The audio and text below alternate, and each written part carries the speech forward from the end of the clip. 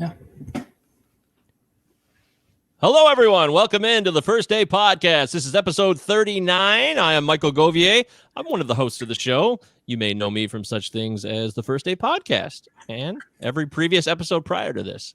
It's a pleasure to have you aboard. My co-host Leanne, hello, is also here. Hi, Leanne. Hi.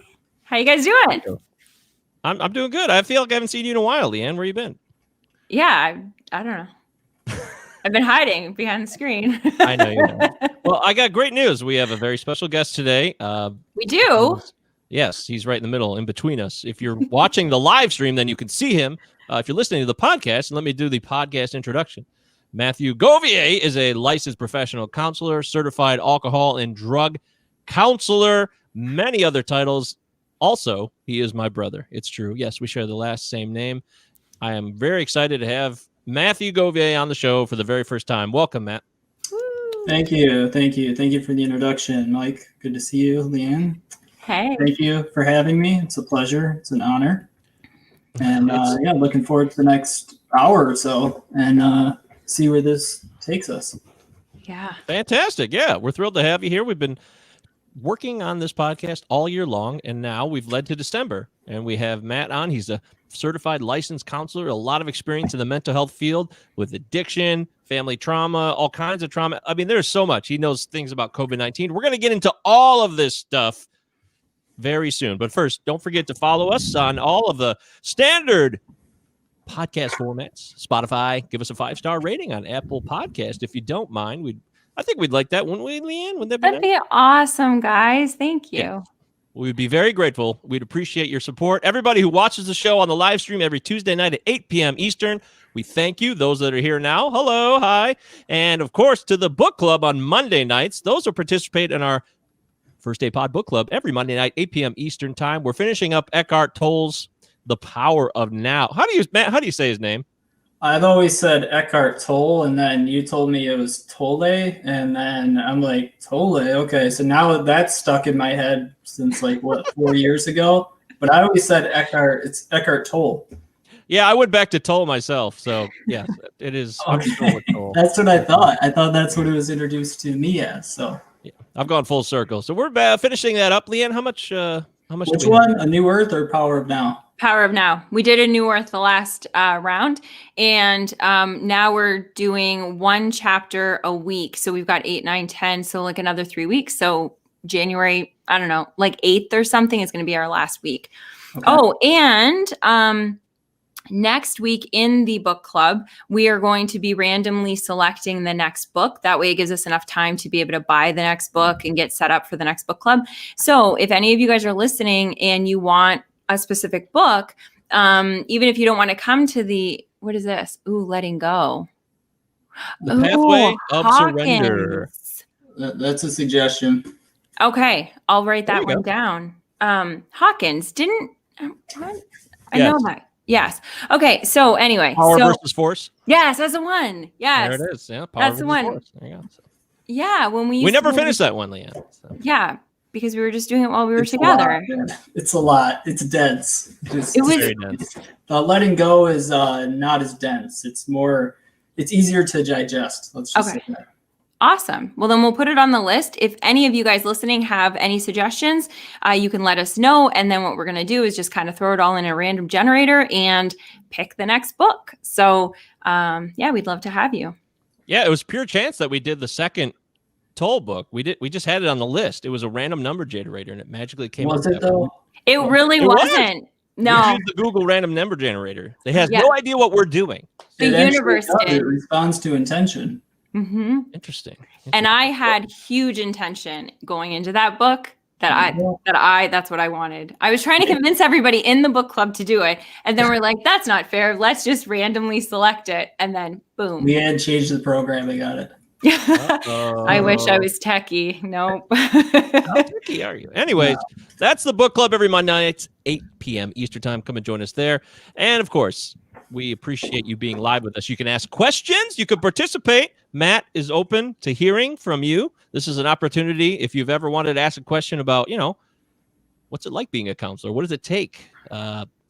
background information on mental health field. Matt has a lot of experience in this, so he's here to help, and he's here to be of service to others. If you know or have yourself issues with addiction, however you define that, Matt has a lot of experience with that too. He deals with people. Matt, you have, I mean, how many years now? How many people have you seen struggling with what we call addiction to substances and things of that nature?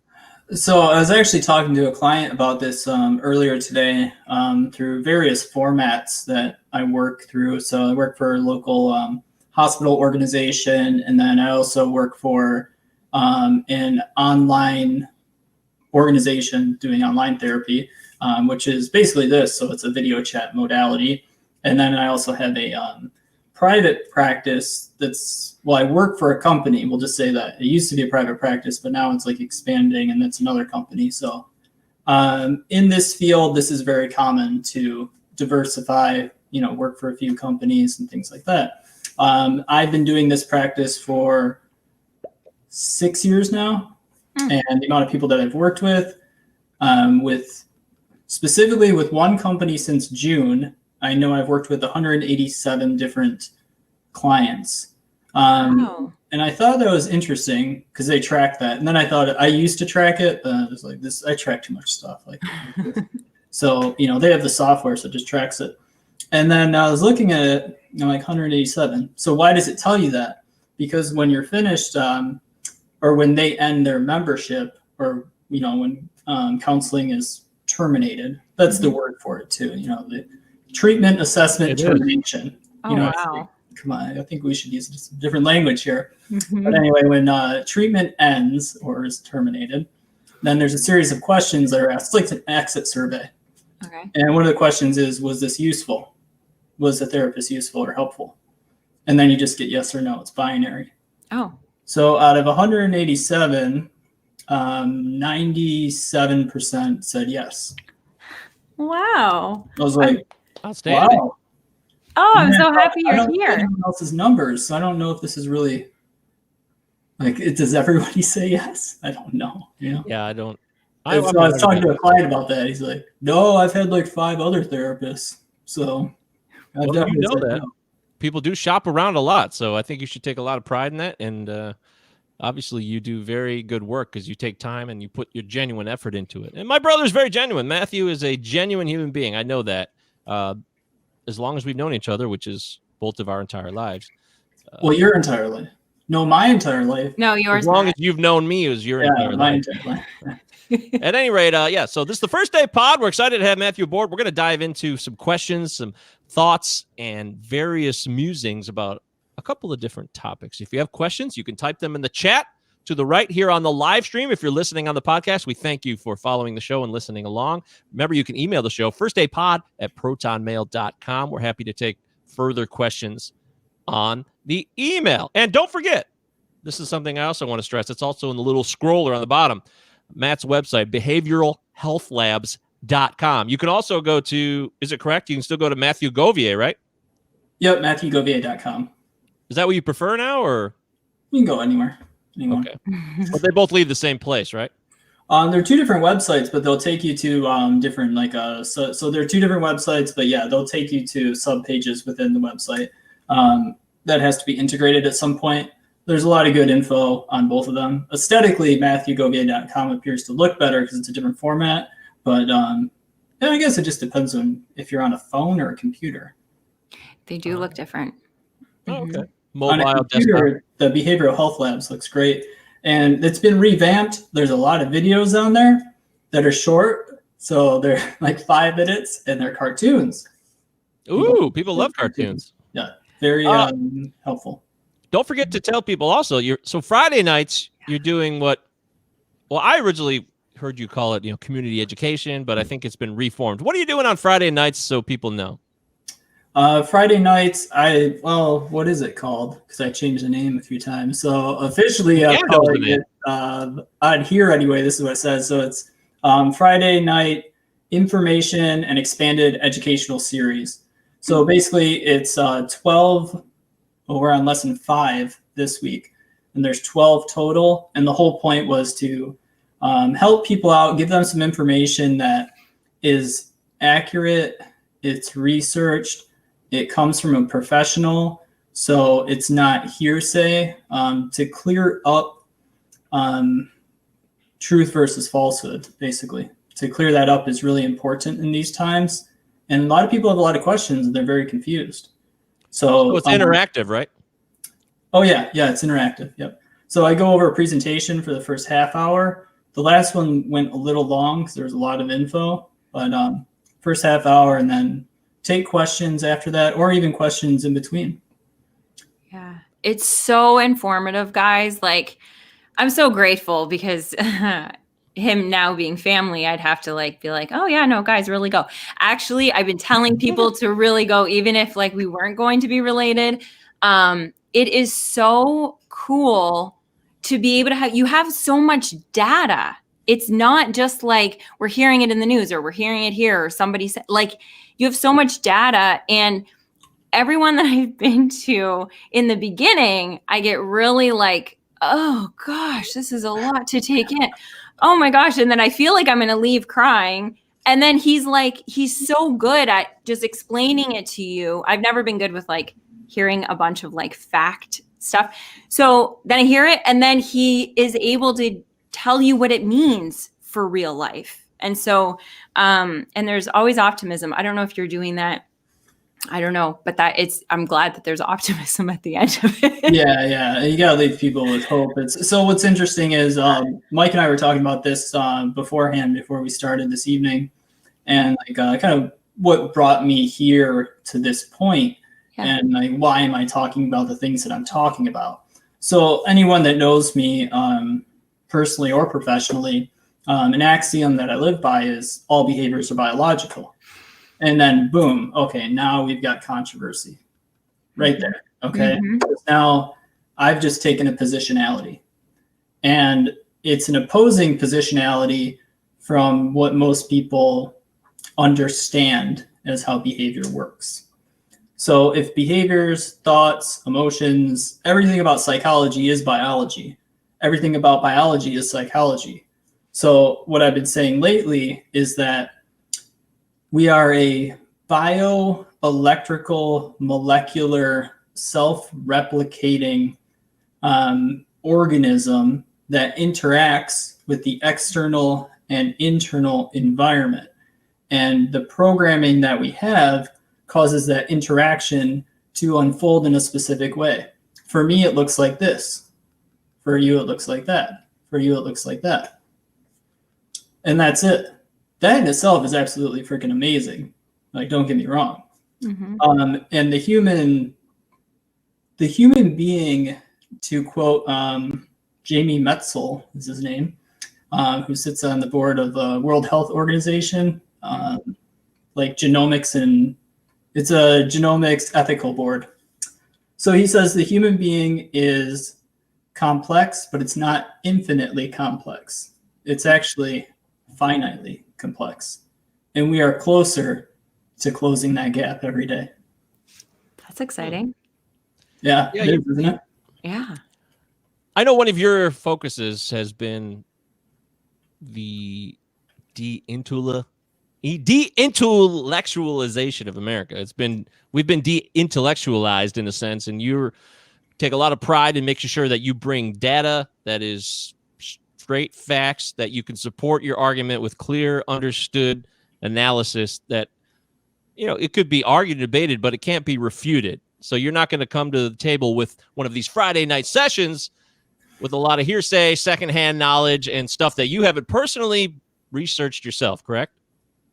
Yeah, my opinion means nothing. Yeah, and if you know my brother Matt, he means that. He's not just saying that. It's very important to him, and he's gone another level than I have in terms of like data. This is really impressive. So we're going to talk more about that. And don't forget, Matt is a counselor, a certified professional mental health counselor. He's got graduate degrees in mental health counseling, addiction counseling. He's board certified addictions counselor, certified clinical trauma professional, certified clinical anxiety treatment professional, certified telemental health professionalist. So, Matt, are you currently taking new clients at this time? Yes, I am. So we're accepting new clients right now. All you gotta do is look me up. You can go to the website, We actually have a self-scheduler right on there. So if you'd like to schedule a consultation, you can just go on there and you can schedule it in yourself, and it'll ask you 4 questions, I believe, and that's it. It takes less than 60 seconds to do it. You pick a time that's open and that works for you, and we'll get back to you. You could theoretically be anywhere in the world. Isn't that correct? So yes, this is complex. This is why the last one that you said was certified telemental health professional. There's so many moving parts because of COVID-19 and the way that, telehealth has evolved over the past year. Well, specifically since March of this year. They actually lifted all the laws. So the way that licensing works is that each individual is licensed within the state that they live in. So I'm licensed in the state of Michigan because that's where I live. You can be licensed in another state also. You can have dual licenseship if you live in 2 states. But that would mean that you can only practice in those states. Now, because COVID-19 has produced this mental health or behavioral health pandemic, there's not enough behavioral or mental health professionals there's not enough supply of them to meet the demand of the help that people need. And we don't want to bring people together. We want to physically distance, right? Well, sorry, we want to bring people together, but we want to physically distance. Right? Okay. So that would mean that we'd have to use telehealth. So what happened on a federal level and then a state level was they lifted all the laws that said you cannot practice outside the state that you live. So right now that's still in effect. And that's in effect as long as there is an official declaration of a COVID-19 emergency, pandemic, or epidemic. So when you hear the governor in the state of Michigan say, we're in a COVID-19 state of emergency, that means we have to go ahead to do that. Okay. A lot of legal implications. Wow. So that is fascinating. It's who hasn't had a telehealth appointment at this point in 2020? I feel like everybody seen a doctor or a counselor or any type of helping professional has probably experienced this by now. Yeah. So then what happened is the APA, the American Psychiatric Association, actually they just submitted some legislation yesterday, I believe, or it was, I think it was yesterday, that they want to keep these laws in place permanently. Nice. Now, would that just be for America then? Like, would you be able to help Canadians? So, yes. Okay. If it's so this is what's different. So, insurance companies say if you have, say I have an insurance company and I live in the state of Michigan. Mm-hmm. That means that I have to be in the state of Michigan in order to receive therapy or services of any type and have my insurance pay for it. Okay. You remove insurance, that's no longer an issue. Right. Okay. Awesome. Yeah. Good question, Leanne. I wonder the same thing myself. We have Canadians who are dedicated to this show. In fact, one of them is the host of the show. Leanne, hello. Our resident. What's that, Matt? You're from Canada? Me? Yes, I'm from Canada. Congratulations. Thank you. All right. Well, let's get into some of the details. Matt, you started off, we have a doc that we do. And whenever we do a show, we try to put together like a Google Doc with the people we do it with. Depending on who we're talking to, it's a little more formal. It's a little more organized. And you had this quote about mental health is a commitment to reality at all costs. Yeah, Scott M. Peck. Yeah, what does that mean to you? What does that mean to us? Obviously, it seems to me it's exposing yourself to reality, not denying yourself, not hiding from things. It's about facing everything that's going on in your world. You hit the nail on the head, man. Hey, look at me. I did it. Okay, show's over. We can wrap it up. I have said it better myself, yeah. Do you share things like this with your clients in terms of like sharing them with quotes about, hey, you need to understand that hiding is only going to limit you. If you try to deny, or because we all know denial is huge. We talked about it last week with Judy and Dave Wolf. Denial. It's a common. Don't even know I'm lying. Don't even notice I'm lying, right? That's the acronym from the recovery community. Recovery community loves acronyms, they'll acronym everything, right? So don't even notice I'm lying. Oh, wow. I've never Yeah. heard that before. Or wait, Yeah. why am I talking? I haven't heard wait, but I forgot about the denial one. I heard that one a while ago. But yes, the recovery community. And when we say recovery community, we mean the 12-step community generally. Is that fair to say? Yes. Yeah, I think that's fair to say. Yeah. 12-step, NAAA, all the anonymous groups, and we're not talking about SMART or other areas. But when look, let's get into this a little bit. So, addiction to you is something that you and I have discussed off air, but I feel that addiction and addicts and the 12-step recovery, they put labels on themselves. Dave Wolf, and I'm not Dave, I love you out there. We're going to have you back on the show every month. I have no beef with Dave at all, but Dave is Which, by the way, I'm going to just go in and let it. Controversial, man. Don't dare do that. You know, like, no. But I did want to say Dave had the baby. Well, Dave didn't have the baby. Kelly had the baby. Yeah. Yay! So congratulations, Kelly and Dave. Congratulations. Yeah. Yes. But if you listened to our show last week, if you've listened to the Wolves come on our show, Dave says, I'm an addict. I can't do this or I can't do that. And that's how he lives his life. And I am not here to sit in judgment of anyone, but you're a professional mental health counselor. You have experience in the helping profession, Matthew. How do you respond to this type of attitude? I would call it an attitude. Great question. How do I respond? I would say whatever works for the individual. If that's working for them, then outstanding. If it takes you to a place of health and wellness, keep doing it. If it's helping you thrive in all domains of life, so like work, so occupationally, socially, you're physically healthy, so you're fit, your body is working well, things are going good for you with your family, I would say keep doing what you're doing then. That's what I would say. So live and let live. That's what you say. Yeah, or easy does it. Right. These are more slogans from page 133. Yes. Yeah. But you work daily in this field. And so you don't, not that you can get into details of private clients, I'm not saying that, but you don't give like a model, or you let people, if someone comes in and is like, this is working for me, you're like, okay, great, cool. Yeah. Usually people don't come and see me if anything's working for them. I know that's they're not working for them. Right. That's what I'm saying. So you offer guidance and advice, and based on your experience. Oh, no, not advice. No. So that's sorry. I just want to clear that up. I'm very adamant about providing solutions. So it's one of the 3 tenets of the company that I help co-found.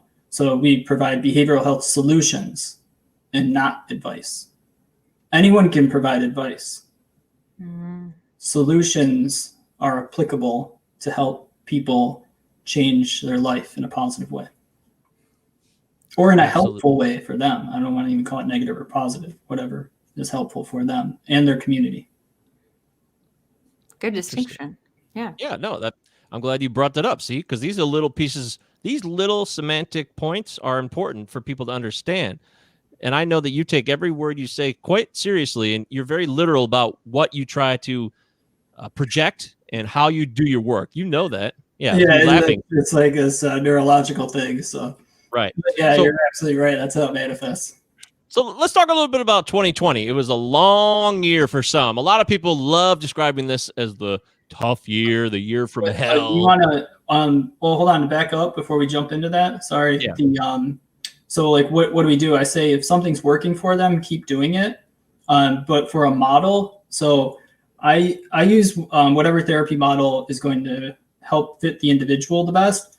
And what I find lately, though, and which most of the research shows and most medical doctors are being trained in now, is acceptance and commitment therapy.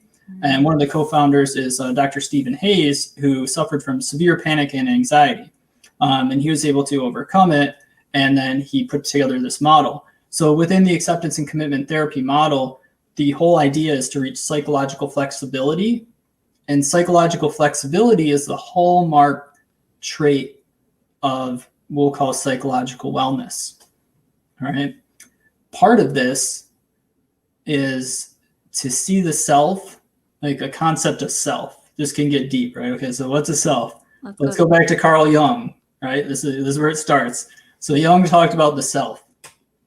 And Freud talked about the ego. Jung talked about the self. That's Jung, by the way. Yes, Jung, right? It's Jung. And the self comes from this concept of what are your core values? Okay? So core values will help to build a concept of self. So acceptance and commitment therapy looks at what your values are, so what you hold to be important. So like this phone has a certain value on the market, but it has a different value to me because it's got all my data on it. So now this phone is more valuable to me than it is on the market. Okay, so people's values can be different. What one person values could be different from what another person values. So once we understand our values, we have committed action to those values. That committed action to values, what that does is it provides coherence between who we believe we are and what we're doing in the world. Okay. All right. So when that becomes off base, then what occurs is you have like anxiety because you have cognitive dissonance. Like anxiety, depression, stress, all of it comes from that. Can you give an example of where that would be? Like where you would have the difference between the two? Yeah. So, well, what's something that you value? I thought it was food, but now I'm realizing it's not. Okay. So you don't, okay. So no, it is food still though, but it's a certain kind of food, right? Yeah. Okay. Yeah. So you value. Okay, I value. Let's go to another one because this is what I'm going to start. I'm still having a struggle with it. Okay, so I value honesty. That's one of the big things that I value. Perfect. That's a wonderful value. It's a strength too. So honesty in itself. Okay, so you value honesty. So then what happens when you're dishonest? Yep, there you go. Okay, so right there, that's a physiological response to it. So what I've been saying lately is you're your own tuning fork. So there you go. So you're tuning yourself to what it is that you align yourself with. Right. So I would, if we were working together in a professional capacity, I would say, okay, so you want to tune yourself so that you meet your values in that way. Right. Okay, and that's the example. I mean, that's the felt experience of it right there. Right. This is why telehealth works too. So we just had like experience of feelings and emotions and rearrangement through boxes on a screen here. So right, and that's huge because that's what a lot of people are saying is that you don't have that, but like you tapped into that super quick. Yeah, see, it's really easy. It's easy to do. That's so the next part of that is the self, because I want to get to what Mike's point is, or the 2020 stuff. So the self, attachment to a concept of self. When we are attached to a concept of self, what happens? Well, what happens is, hey, somebody loves that. Cool. Mm-hmm. So when we're attached to a concept of self, then what occurs is that we do not have flexibility. We become inflexible or rigid, right? Mm-hmm. And I don't know, maybe like sometimes I miss the boat on things. So I just put this together with like addiction to the 12 steps and like people's identity with self and all this stuff a few months ago. And I've been using this therapy modality for a while with people. And I'm like, oh yeah, so if I say my name is so-and-so and I am this, well, now I've just attached myself to that. And anytime we attach to a concept of self, according to the acceptance and commitment therapy model, which is well researched and has a high efficacy rate as far as bringing people to health and wellness, much higher than 12-step programs, which are at 11% efficacy rate. And that's through the best metadata study analysis they can find. That's pretty generous. Wow. That's the best studies you can find. So I just want to know what works. You know, when you're admitted to school, they don't just let anybody in. They want to know what your grades are. Mm-hmm. Right? So damn right. You gotta prove to them, hey, this is what I do. This is what works. Okay. So if you're attached to a concept of self, usually you're stuck in rigidity. When you see self as context, it's fluid. Every time we change environment, every time a second goes by, context changes. If we're attached to the concept of self, we are going to be stuck in rigidity. We have to be able to flow. Life is movement, life is flow. And if we're not flowing, well, we're stagnant, right? Mm-hmm. We're rigid. We go into rigor mortis. We get stiff. We don't exist anymore. Poof. Right. That's the other option. Interesting. Okay. Yeah. Sorry. By the way, no, you're doing great. We're talking live with Matthew Govier, licensed professional counselor, certified alcohol and drug counselor, many other qualifications. He knows a lot about mental health. He works in the field. Go to behavioralhealthlabs.com, MatthewGovier.com. These are sites if you're looking for assistance on education or you need help.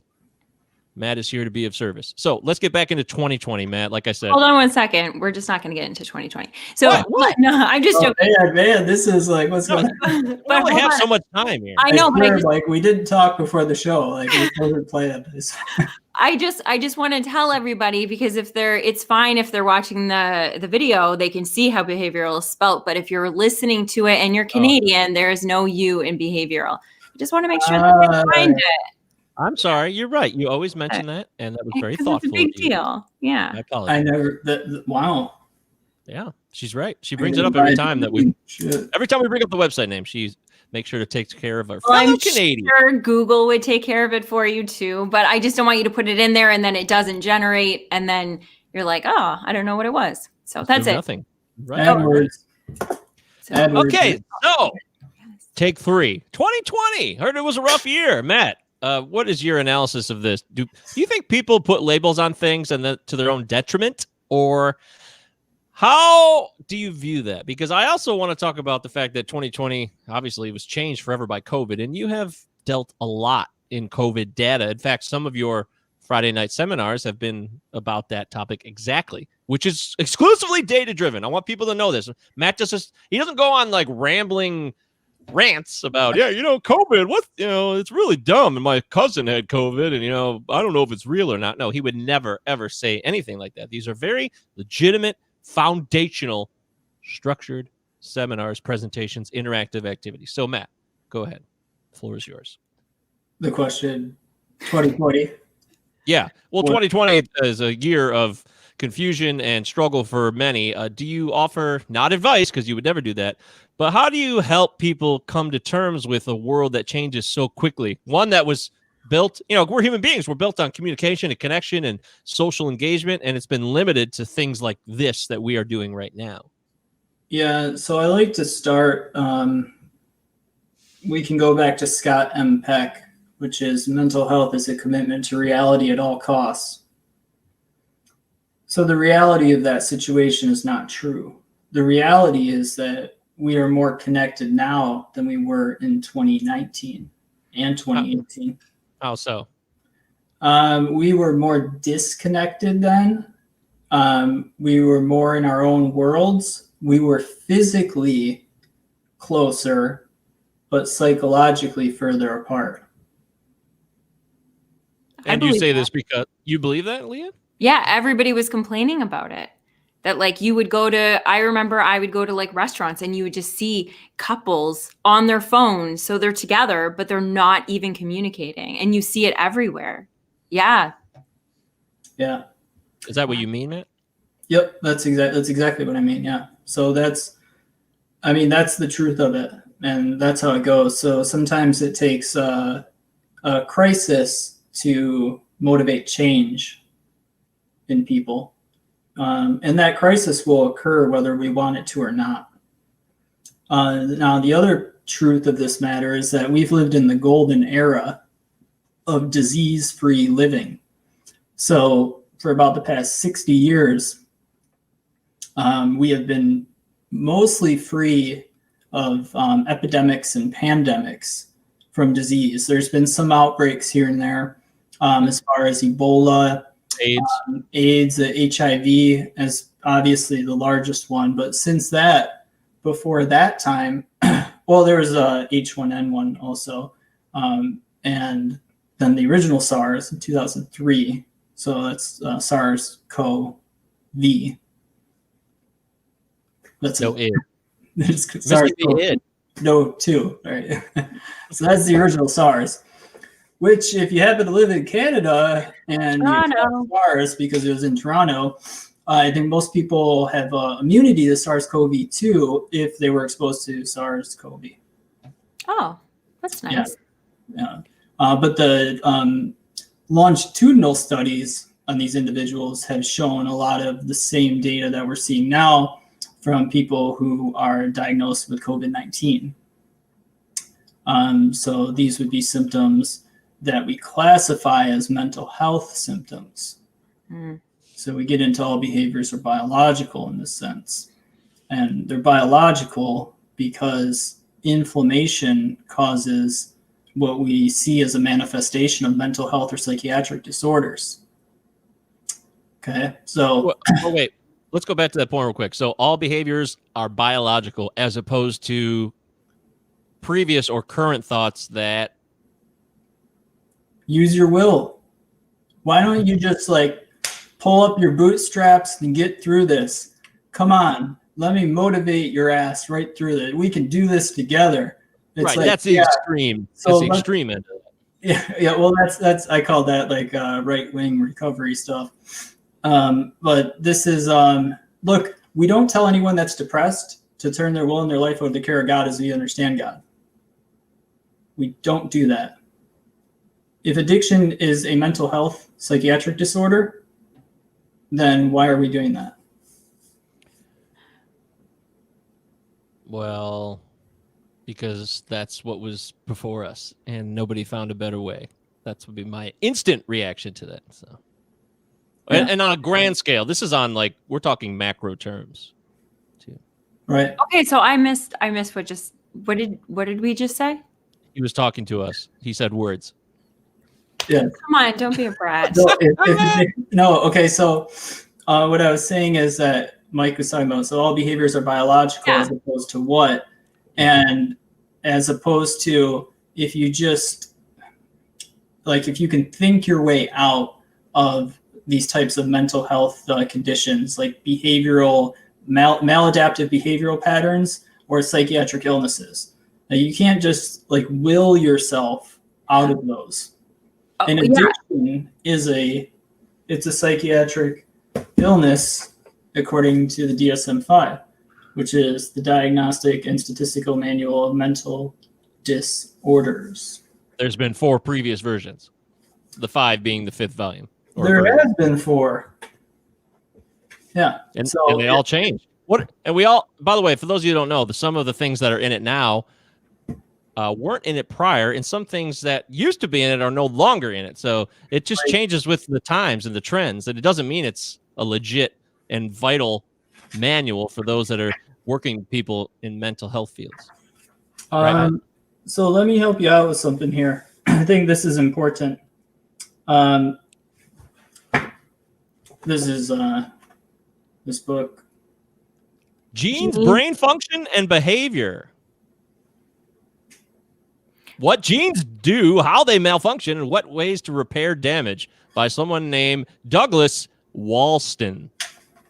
Okay. Next book club book? This is I don't think that's it looks like a textbook. I bought this at the Society for Neuroscience conference. So this is the clinical interview and diagnosis, comparing systems. All right, that's a chapter here. Okay, so DSM critiques, internal. Despite many revisions and refinements, the DSM system, the field of mental health, shows little evidence of progress over several decades and clearly lags behind most other fields in medical science. It is generally acknowledged that mortality from mental disorders has not declined, nor has the general prevalence of DSM diagnosis. There are no effective clinical tests for mental health disorders and no preventative interventions. Serious doubts exist among experts about the clinical validity and utility of the DSM. Doubts that have been revealed by periodic changes in definitions. In his story of DSM, Shorter, 2015, who I'm not sure who that is, observed that questions are starting to be asked about whether this massive venture is on the right track. Wow. And so what they say here is that although changes have been made to wording, more precise changes should occur. Serious problems with validity continue to persist. Consequently, the National Institute of Mental Health has put forth an alternative approach. The research diagnostic criteria, or the RDOC, that views the mind as having several overlapping dimensions with many graduations and no sharp boundaries. Okay, so they're trying to implement this. The announcement of this goal and this project is to devise a biologically based diagnostic system wherein there are demonstrable connections between genetic abnormalities, brain functions, and diagnosis. This is a long-term project. So let's kind of break that down there. So what is this getting at here for people who don't understand? Or I don't understand all of it, but I understand that it's basically not pleased with the DSM and calls it a failure in a sense in terms of being a long-term project. Yeah, this is the internal review. The external review of the DSM from the who is this? The British Psychological Association and the Society for Humanistic Psychology. They say there's 4 main issues here. And this, again, all behaviors are biological. This is where this is coming from, just to bring it back, put it in context. Number 1, the changes to the DSM tend to lower the diagnostic threshold, which will inflate the prevalence of many disorders.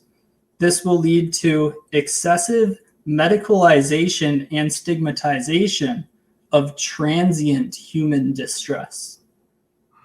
Transient means comes and goes, or brief. Yeah. Okay. Number 2, these changes emphasize biological causes and encourage the overuse of medications. And that's why we've been having such a problem with the opioids, right? Is that part of it? That is a whole nother story, but that is part of it. Yeah. Yeah. That's part of it. It is. I actually thought of depression meds. I actually thought of like SSRIs, but anyways, keep going. So. Yeah. Opioids a great antidepressant. It is. I know from experience. It was worked great. Worked great for a while. A bit more.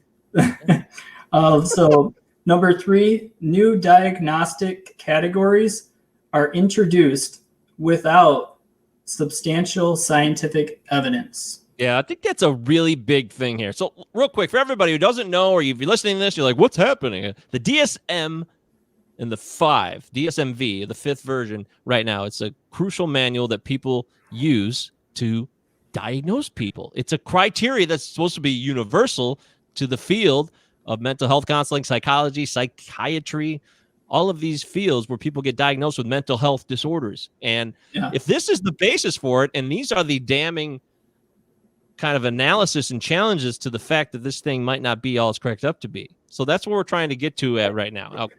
Thank you, Mike. Yeah, thank you. No, that's so important.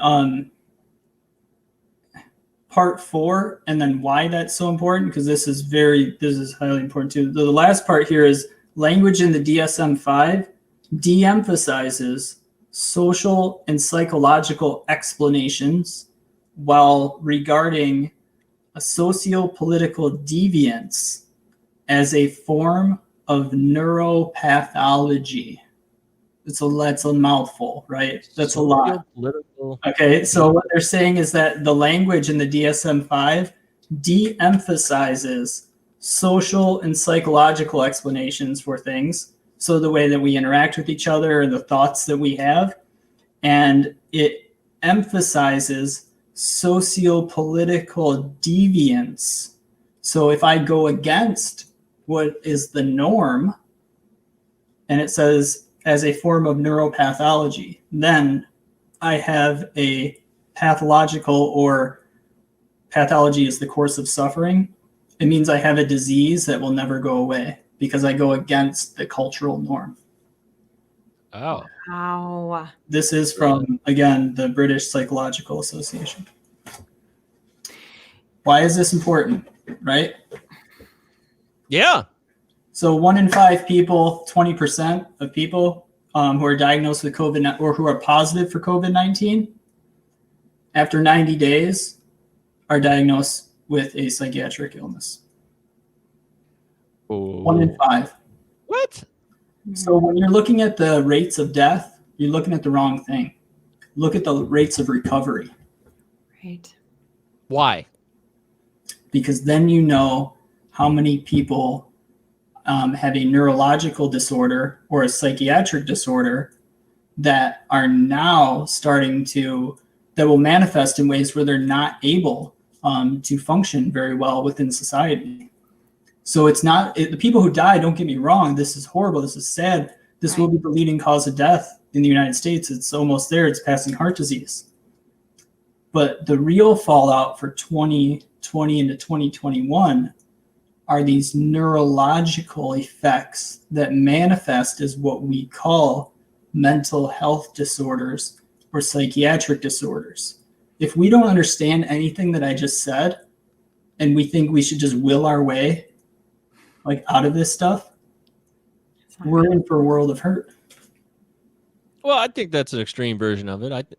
There's obviously assistance required, and people know that COVID is, not everyone knows. I don't want to go into the political debates about COVID and make it a political thing. We're talking about COVID and neurological damage. Is that what you're also saying here? Is that people, not just all of these mental illnesses, but COVID specifically could be related to these neurological issues that lead to mental illness? Anything that's a psychiatric condition is biological, meaning that it's from an infection or it's from inflammation from the gut microbiome. So you're either allergic to something in your environment that's causing inflammation within the nervous system or the immune system, leading to swelling or inflammation within the brain, and then classified as a mental illness, which there's no validity to. And then also you become socially deviant. So now you've got all this other stuff going on too, right? Stigmatized. So you thought you're just like allergic to dust and, oh, I don't know what's happening, or I eat sugar and I go psychotic, right? It's like, I don't know what's wrong with this guy. I'm just eating sugar. What's wrong here? Well, I eat sugar. I go nuts. That's why I don't usually do it. Right. So it's like, like what's going on? So it's a biological mechanism. So with there's many, many studies out there that have shown this. So something that occurs in our environment that infects our body causes these behaviors, and they manifest as what we call mental illness. So the study that was done by Lancet Psychiatry showed that 1 in 5 people who have COVID-19 and are still alive will develop a psychiatric illness after 90 days. You know how many people in the world have COVID-19? Has anyone looked at the numbers today? No, go ahead. 70 million. Wow. Around there, like 16 million in the United States. Wow. So this is, knowing this, it's probably good to if you get diagnosed with it, to start seeing, at least being aware that could happen. Or, because here's the other thing that I'd be worried about is like the hypochondria part of it, that like, oh my God, now I have it. Am I going to be, and then you start like over analyzing the way that you're thinking and doing. So what are some of the, would you be able to let the listeners know of some things to be kind of cognizant of and aware of going forward if they did get diagnosed? Yeah, so I mean, it's anything that would be a shift in what would be your normal behavioral patterns or thought patterns So I work with a lot of people who have these like spontaneous panic attacks now, or the smallest amount of stress will send them just into overload, and they can't manage it and can't function it, or they can't function and they can't cope with it, and they're having a really hard time regulating themselves. And they tell me, I didn't used to be like this. I don't know what happened. And then I say, okay, have you been sick in the past year? Have you had like the flu, or did you get a cold or anything? And I'm trying to find out if they had some symptoms of COVID-19 or if they were actually diagnosed with it, because that's most likely the cause. Right now, frontline treatment for pharmacology says fluoxetine, which is known as Prozac. That is the first line treatment for COVID-19. Why? Because they know that the brain is going to swell like the rest of the body from the inflammation, and it's a neural network. It's circuitry. It's specific circuitry that causes depression. So if you can keep those circuits open with flexibility, this is where psychological flexibility comes into play, and SSRIs do this. So does psilocybin. That's why these psychedelics work so well, because they work on the serotonin A2 receptors and keeps everything connected. So the flexibility allows them to not fall into the depression and have the anxiety and have those rigid behaviors. So I would say make sure people around you, if they point anything out, just be aware that this could be this could be something that happens, not that something will happen. We have a question here. Could those panic attacks be due to being restricted these days? Is that yes. Like now that we're these being... Mm-hmm. So, okay, 100%. So what did they say? What's the number one cause of death? Stress. Heart disease. So it was. Now it's becoming number 2. So what is heart disease? It's stress. What is stress? It's inflammation. Okay? So psychosocial stress, what you think and how you interact with people, produces a stress response, which produces something called cortisol. You're not going to will your way out of this. Cortisol will be produced. And when that happens chronically, now you have an inflamed nervous system, probably a dysbiotic microbiome, which means that like your gut microbiome is not balanced, and that will cause you to have a lot of the same symptoms. So restrictions can do that, but again, it's about framing it. So social restrictions can cause a lot of the effects of psychiatric or mental health conditions too. So it's about connecting again. Okay, it's all about connecting. See, Leanne? That's why we do that on the First Day Pod. We are so dedicated to connecting with you, reaching out to other people. We got Matthew Govier with us, licensed professional, certified mental health counselor, many other titles. Not titles, but qualifications. Matt has a lot of experience, and he is joining us now, giving us a little bit of that. He's giving us some insight, which is great. And that's why we started doing the show, Leanne, remember? Mm-hmm. Way back in February, we did our little first episode for the hell of it. It was terrible audio, and now we've come a long way. Look, we're on live TV right now. Yeah, live. I was like, why did they do this live? Like, if they didn't do it live, you could edit it. We still edit. The podcast is not always the same as this. Sometimes we trim down the podcast. But here's a question. This was a question that from someone who says, can COVID-19 exacerbate an underlying neurological disorder or cause a neurological disorder? Well, sure, because when we talk about neurological disorders, what are we talking about? So neurological disorder could be a psychiatric disorder. It can be the same thing. So like inflammation contributes to things like Alzheimer's disease, different forms of dementia, things like that. So we're talking about neurological, right? Or we could talk about like encephalitis of some type, or like hydroencephalitis, which would be like water on the brain. So if you have water on the brain, there's pressure there. And then if you have COVID-19 and you have a hyperinflammatory response, that's more pressure. So if you have a predisposition to a neurological or psychiatric condition, then the environment, internal or external, this case internal being COVID-19, multiplying throughout the body, can exacerbate that. So there's no studies that I've seen so far that say that the severity of symptoms are worse. I have not seen that. It's just that if they're onset or not. And Good question. Is it okay? So you might have just answered this because I was thinking about the question, and then so I might have like missed part of the answer.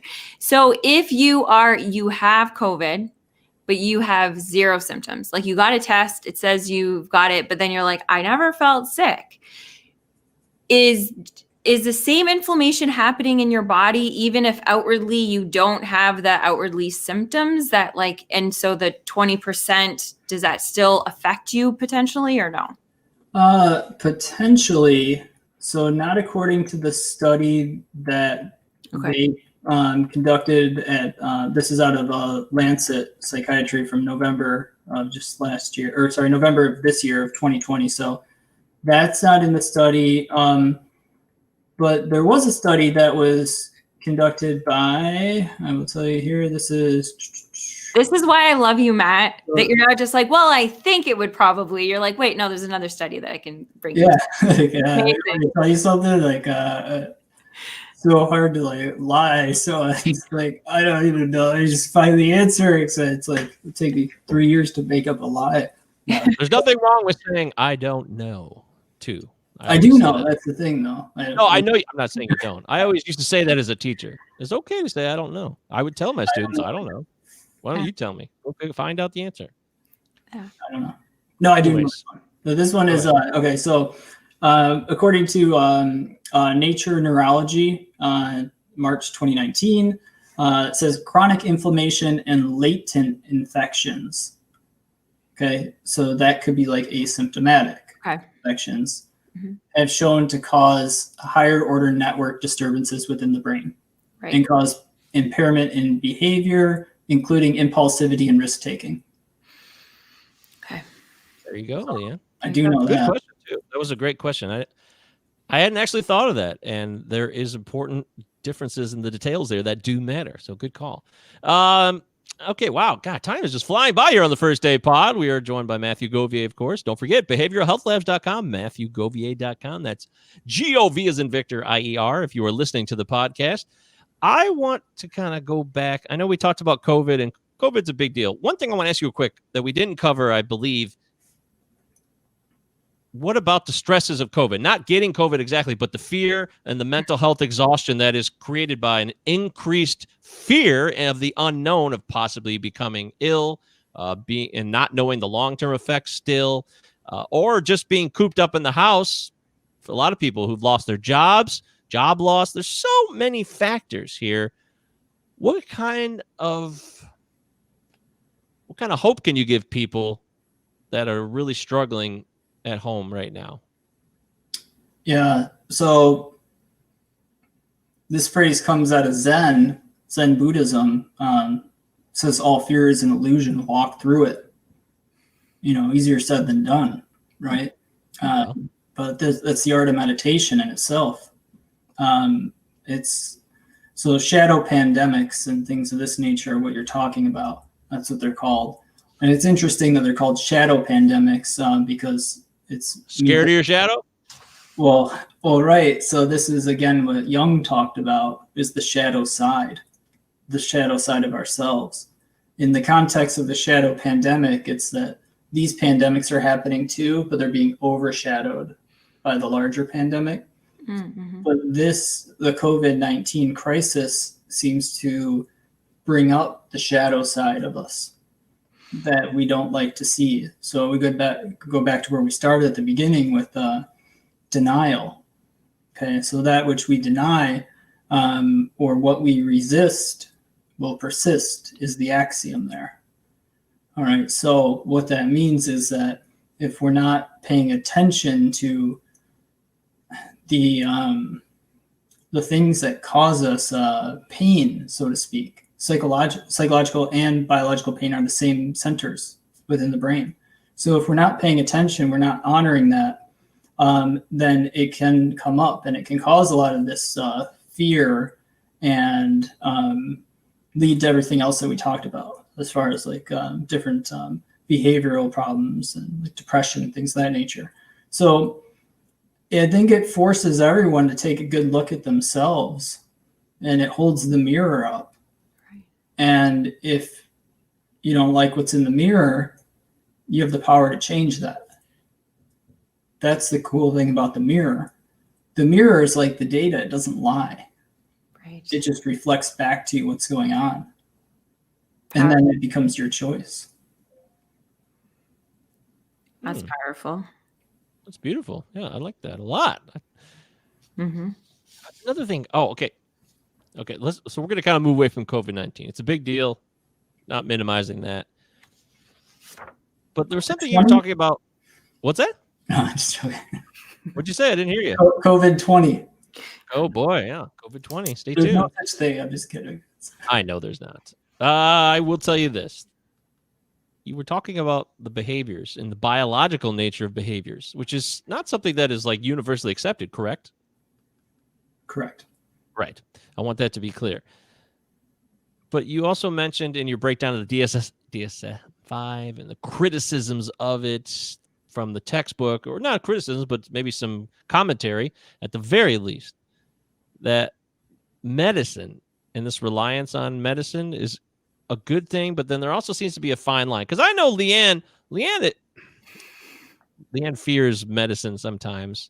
She fears the use of medication sometimes. I don't think I'm lying, am I? I don't fear it. I just choose to work through it if I don't. But yes. Not you fear it literally, but you fear the impact of it that has ancillary negative outcomes on your body, things like that, right? Yes. Like I needed to have penicillin, but I was really afraid what it was going to do for my gut. So then I had to look into that before I started using something. Okay, right. So I haven't got to my point. Okay, so this is part of it, though. And then there's these people, there's this big contingent I found on Twitter recently of SSRI, like they call themselves almost like they're recovering from SSRI damages. These are antidepressants.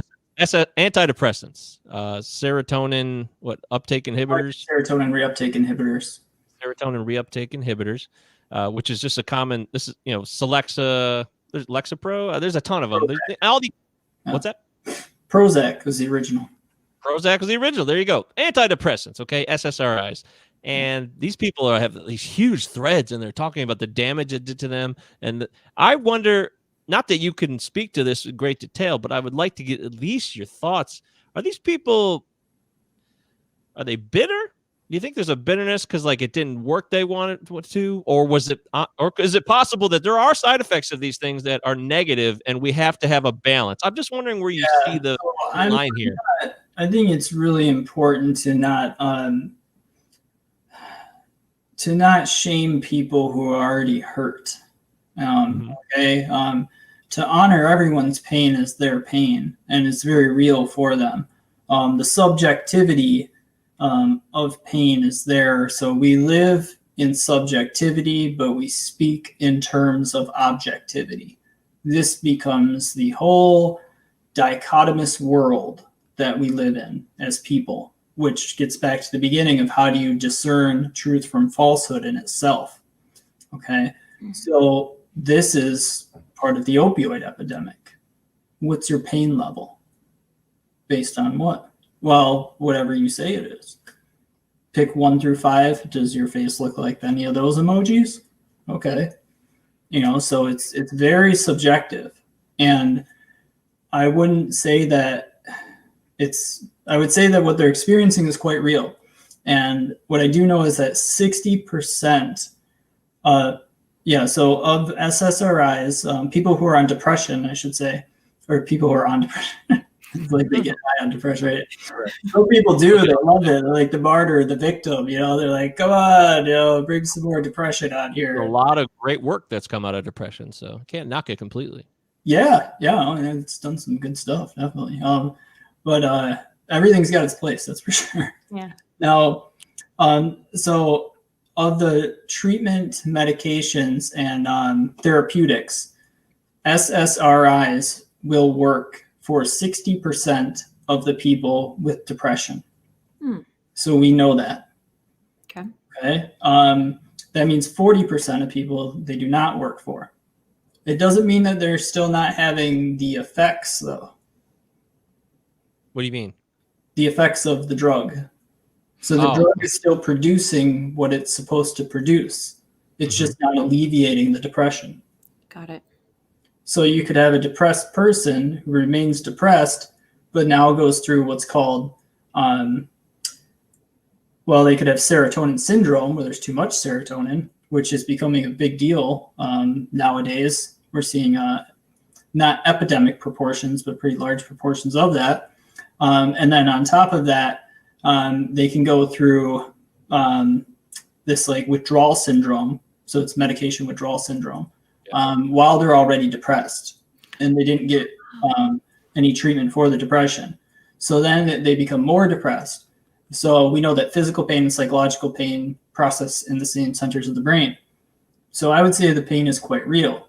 This is why you see psilocybin coming out in so many different studies as being one of the premier medications, because it is medicine for treatment-resistant depression. That's what that's called, or refractory depression. Ketamine is another outstanding medication for treatment-resistant depression or refractory depression. It actually relieves 95% of suicidal thoughts in people. Wow. Yeah, amazing. Is that one of the first? But that's not one of the first go-to for depression. No, ketamine has a long history, Leanne. We don't have time to go into the whole detail. I don't know. It's called Special K. It was used as a club drug, designer drug in the 90s, but now it's an actual medicine. Originally, it's a horse tranquilizer, right? Is that fair to say? So it's always been used as a medicine in anesthesiology. They use it all the time to help with surgery. Okay. So it's a very strong sedative and disassociative. So like you take it and you don't know where you are. That's great if you're having surgery, right? Mm-hmm. It's not so great if you're like walking down the street. Right. So the dose will either, depending on the dose, you could go into psychosis, you could hallucinate, you could fall into like a K-hole where you're totally disconnected from reality, so you're disassociative, or it can work as an antidepressant where it rearranges the neuron, or it reconnects the neurons in the brain in a new way that creates psychological flexibility. So it connects areas of the brain that weren't connected before. Oh, okay. Yeah. Right. So one dose. You go into the hospital. They're trying this at a couple of places around in the United States, actually. So you go into the hospital and you say you're suicidal. No one's going to do that. Why? Because of ketamine's. No. Because they're afraid they're going to be locked up. Yeah, right. Oh, okay. yeah. Sorry, yeah. I'm not telling these people what I'm thinking because they're just gonna like send me the 72 hours, blah blah blah. So don't trust anybody, right? Yeah. That's how it goes, and that's why people don't say it. So I learned that one the hard way, didn't I, Matt? What's that? I learned that one the hard way, didn't I? Yeah. I could bullshit them, or can I say that? Yeah, we're not. You can say whatever you want here. This is a free and open, censor free. But yeah, so. Okay, go ahead. Continue. So they're experimenting with this. So people come in and they have suicidal thoughts to the ER. Instead of going through the whole psych exam and then sending them out for 72-hour observation and all this stuff, which costs even more money, is to provide them with a dose of ketamine, keep them there for overnight maybe, or it could be like 6 hours of observation, make sure they're okay. And then if it reduces suicidal thoughts by 95%, boom, you're good. You're right, though. The problem is already existing, though, because so much damage has been done by the reputation and the stigma of saying you have suicidal thoughts. It's going to take years to undo that. Or a couple people go in and have that experience of getting that alleviated. Oh, that'll start too, but it's a combination of both. We do have a question here from Stephanie. She says, what would you be feeling with too much serotonin? I guess she's curious about that. I guess I am too. Do we know the answer to that? It's subjective, So what happens? So it can cause all kinds of different effects on people. Some people get like this, they can get like a really stiff neck or like a tight jaw, like they can clench their teeth, and then what's the clenching of the teeth or the jaw actually creates the stiff neck and all that too. So that can be too much serotonin. So a lot of like muscle tension can happen. Also, it can be a feeling of, it's like irritability. It's like very irritable. You could feel that way. Difficulty with sleeping, insomnia. Those are some of the effects of too much serotonin. Good question. Great question. Thank you, Stephanie. There you go. I hope that helped. Yeah, I should research some more though. We're talking with Matthew Govier, licensed professional counselor, the one and only. Yes, he is my brother. We share the same last name. There's a few of me. Have you looked up yourself online? I was looking. Yeah, I Googled you. There is many of you. There's some English versions of you, of course. Govier name is very popular in England. Yeah. I have also the Great White North. Yeah, that's right. You're welcome, Stephanie. We're happy to help you. Thank you for checking out the show. We're always here to help. Yeah. And of course, if you're looking, and this is so there's like a disclaimer we put at the beginning of the show. So none of this constitutes as medical advice. If you're experiencing any type of symptoms, or you have if anything's going on with you, seek professional advice from a behavioral and medical health professional, especially your own therapist or your primary healthcare provider.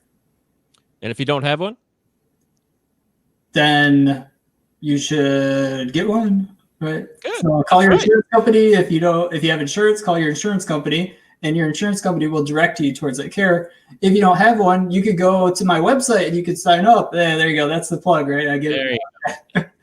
you catch it up. Yeah, okay. Thank you. Yes, you can go to my website, and definitely I can help you out. And we do free consultations, so we can help you with the consultation, and then take on your case. If we're not able to, we'd steer you in the right direction. So whatever we can do to help. And that's why I feel so confident. I've already referred you to somebody else. That's why I feel so confident about you, because I know that you wouldn't take something on that you don't think that you would be able to benefit the person, legit, not we'll take you on for about 8 sessions and then we'll see. And then I'll tell you, no, you gotta go to somebody else. Sometimes insurance dictates how many sessions you can have. So yeah. Which is But no, unfortunate.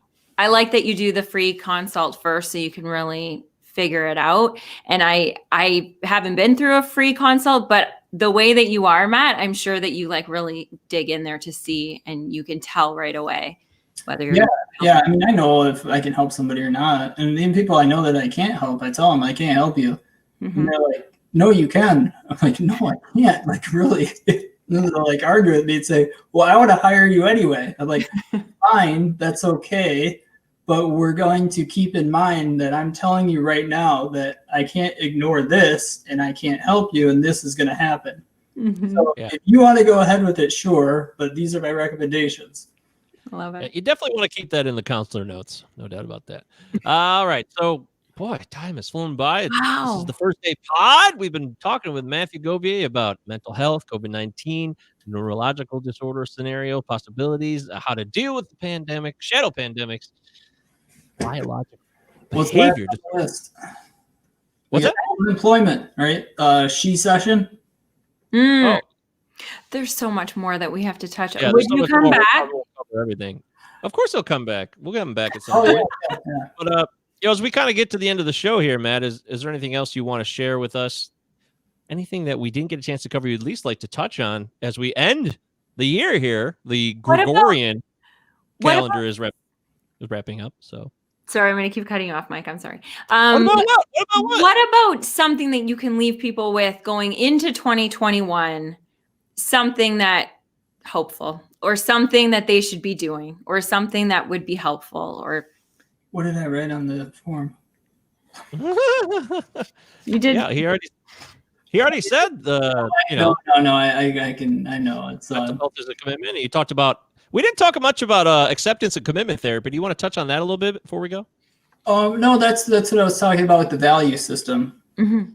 The so that's pretty much values and attachment to self and all that. Okay. All right. So Yeah, no, and that is so. Yeah, that's something definitely like moving into the new year.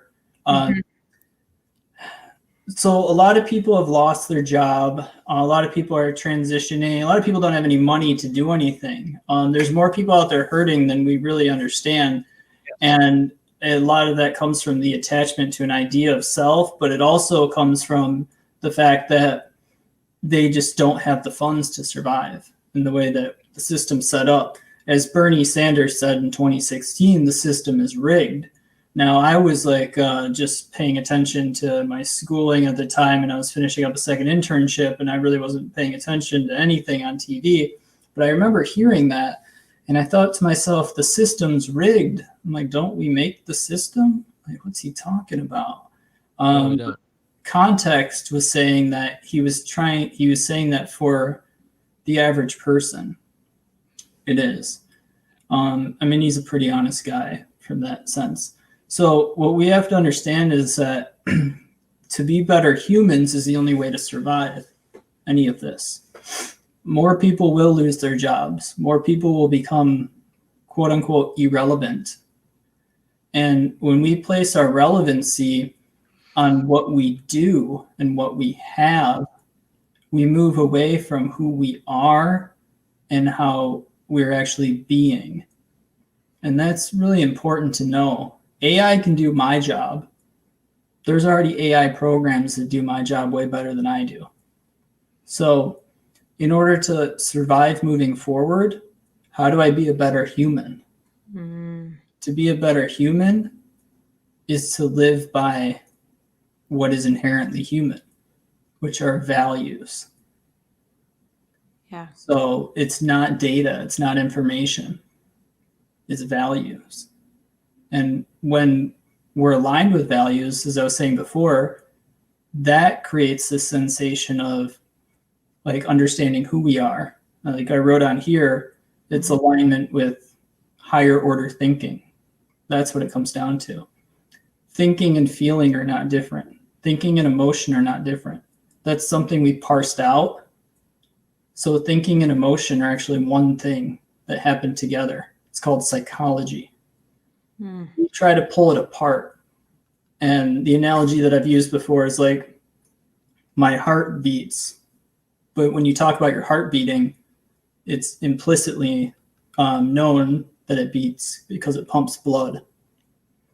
So when we say we think, that means we're actually having emotions also.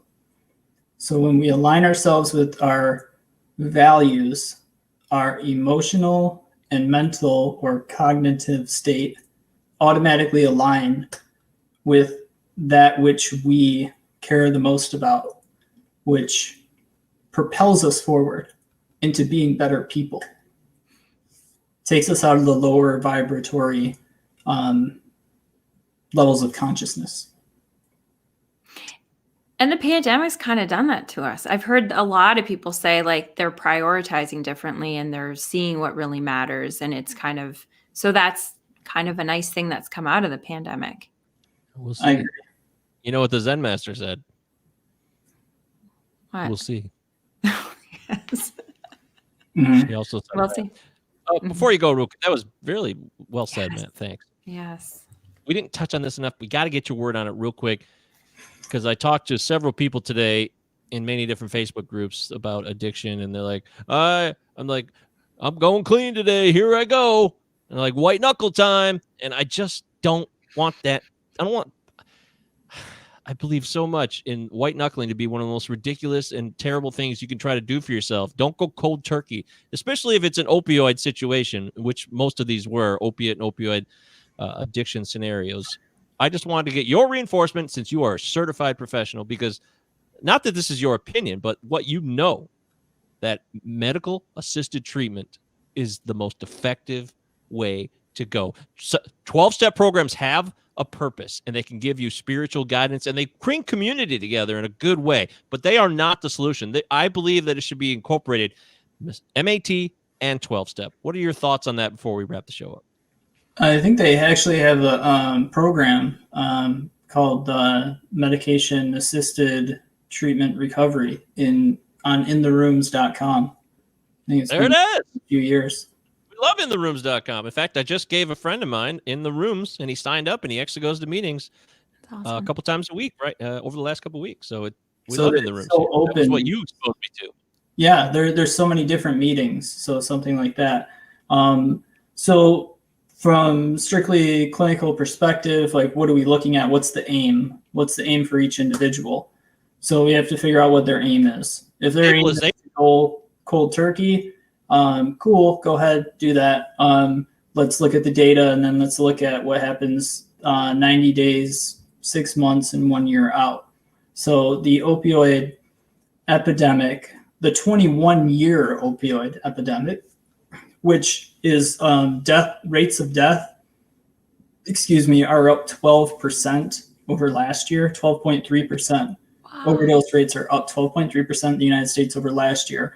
Again, shadow pandemic or shadow pandemic. Another unfortunate result of that. Yeah, so that's a lot. Suicide rates too, up a lot. So medication-assisted treatment for opioid use disorder is proven to reduce the rates of relapse by 90%. Huge. Wow. 12-step programs alone without medication-assisted treatment or any other type of therapy I have did that earlier. Best bet was 11%, 11% right? efficacy with opioid use disorder. Wow. Right. And I can't even tell you the rate of mortality on it, but I know it's high. Wow. So I've been on MAT for over 3 years right here. Look at me. I just want to give you an example. I'm not saying I'm better than anybody. I'm just one example. So and I feel pretty good. My life's not perfect, but it's much, much, much, much better than it was over 3 years ago. yeah, we don't want to moralize any type of molecular process. No, it stabilized me though. And that's what allowed me to start functioning on a day-to-day level of things I couldn't do prior to not being stable. Yeah, oh, for sure. And that's what it does is it takes you to a place where you can function. Whether the sky is blue or gray is not a moral issue. The bioethics of germline determinants of genomics and how that functions, that's a moral issue. Okay? Mm-hmm. The color of the sky is not a moral issue. It's not at all. Right. So the way that the way that a medication-assisted treatment or a medication interacts with your biology and puts you to a place of stability where you're functioning in the world is not a moral issue either. You know, it's like, I know it's going to work. You can do what you want with it. That's on the person. That's their level of consciousness and understanding. Wow. Okay. Sounds kind of hard-hearted, but it's like, what are you going to do? It's like, I think you're parsing it out and you're making it more grounded. And I think that's what people need. And there's also, a heightened sense of anxiety and unknowns and fears when people are on the precipice of going into dope sickness, withdrawals. That's that's a frightening time. Yeah, it's like, you're right. Yeah, it's psychosis and delirium, like COVID delirium. You get the same thing. So we do want to know that too, that if so with COVID-19, it will increase the rate of blood clotting disorders by 4-fold. Okay. So, and it can cause a new blood clotting disorder. This thing does all kinds of stuff. It's so messed up. Now, if you are using like IV drugs or anything like that, or if you're going through any type of withdrawal from any type of opioid, well, what's going on is there's a lot of strain on the heart and the cardiovascular system. Now, if you had COVID-19 or say you get sick and then you have it, and then there's this blood clotting issue going on too, and you're not even aware of it, this can lead to like transient strokes and things like that. So it's really dangerous. Wow. So, you definitely want to seek medical care and medical attention immediately if you're deciding to stop. If you're using opioids and you're wanting to get off them and you're wanting to stop, seek out the care of a medical professional. Go to my website. There's a lot of information on there. I'd be more than happy to talk to you if you need a free consult, steer you in the right direction. If you need medication-assisted treatment, I'd be more than happy to do that too. You don't have to live like that anymore. And there's a way out of this. Treatment's available. Treatment works. Mm-hmm. So. Sure does. Well said, brother. I agree completely. Thank you, Matt. Oh, this was so good. Yeah, we are really thrilled you came on, man. This is great. We'll have you back on whenever you feel like chatting. You'll have some more data for us, maybe things to talk about in 2021. We're a few weeks away from the end of this year, and I know me and Leanne will be getting excited for our New Year's resolutions, right? Are you a big New Year's resolutions guy, Matt? Yeah, whatever works. I mean, it works for you. I mean, I think it's good to set goals. So I'm more like goals, like set goals, like to resolve, right? Resolution. Yeah. So like when you're trying to resolve something. So I would say. Yeah, those are all more goals. Really, that's what they are. Oh yeah, this is the board I showed a couple weeks ago that me and Leanne did at the beginning of last year. Got a bunch of stuff on it. Yeah, a podcast, and we did it. We did it. See? Hey. It's like a bucket list, but a year list. Yeah. No soda. I haven't had soda over 9 months. So. Oh man, that's great. High fructose corn syrup will kill you. It certainly will. Okay, well, we're going to end the show. This is the First Day Podcast. We thank Matthew Govier, licensed professional counselor, so much for joining us, giving us a wealth of knowledge. This is the kind of podcast you're going to go back and you're going to want to listen to it twice because you want to make sure you don't miss any of the pieces of information that were shared on this show. Mm-hmm. And of course, don't forget to go MatthewGovier.com, G-O-V as in Victor, I-E-R, behavioralhealthlabs.com. Leanne? No, you. No, you for the Canadians. That's right. This is the United States spelling of behavioral. Matt, thanks so much. We really appreciate you having on. We are grateful you joined us. Thank you. Thank you so much for having me on. It's an honor, and I appreciate the opportunity to share and to help. And I do themes of the month, not really resolutions. So the theme of the month is karma yoga, which karma yoga is selfless service to others. Beautiful. And, this is selfless service. Thank you. A year-round theme.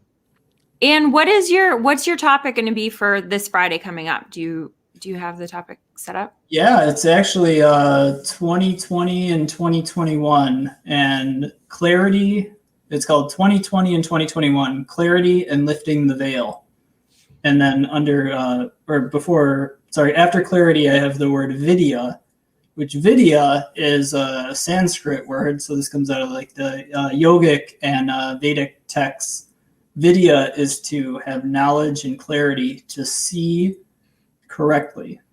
Avidya is lack of knowledge or unclarity. Oh. So video just sees what's there, right?